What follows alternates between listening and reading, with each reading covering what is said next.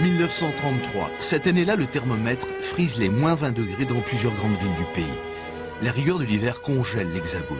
Les rivières coulent sous l'épaisseur de glace et les gens grelottent de froid. L'hiver dans les grandes villes est une souffrance de plus pour tous les pauvres gens. La neige paralyse le pays tout entier, mais les lacs gelés font la joie des patineurs.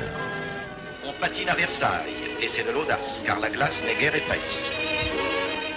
Une vague de froid s'abat à nouveau sur la France en 1947, blanchit le paysage et réduit l'activité d'un pays qui se remet lentement de la guerre.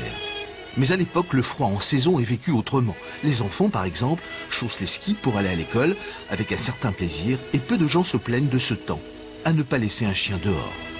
Les docteurs ont dû prendre leur ski.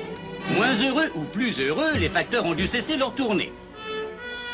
Dehors, ils sont nombreux les malheureux et les sans-abri en cet hiver 53-54, à trembler sous le froid vif, tandis que l'abbé Pierre lance son appel à la solidarité. Toutes les nuits, il y a des hommes et des femmes étendus dans la neige sur le trottoir. Il faut qu'on fasse des abris, il ne faut plus qu'ils couchent dehors. Aidez-nous.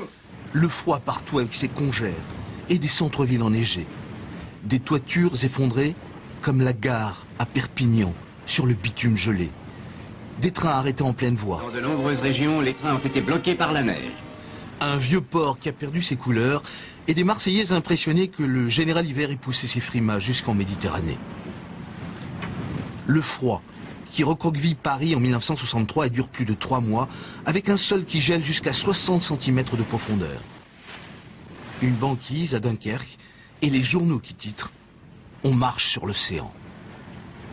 Le port de Dunkerque, prisonnier de la banquise, a dû renoncer à toute activité. La mer offrait le spectacle de ces vagues pétrifiées, comme si le temps avait été soudain suspendu. 1985, après 2 hivers doux, les poireux ont gelé en Bretagne. Biarritz est méconnaissable, Limoges a des allures de pôle Nord et la Côte d'Azur engourdie grelotte sous la neige avec 38 cm de poudreuse à Nice.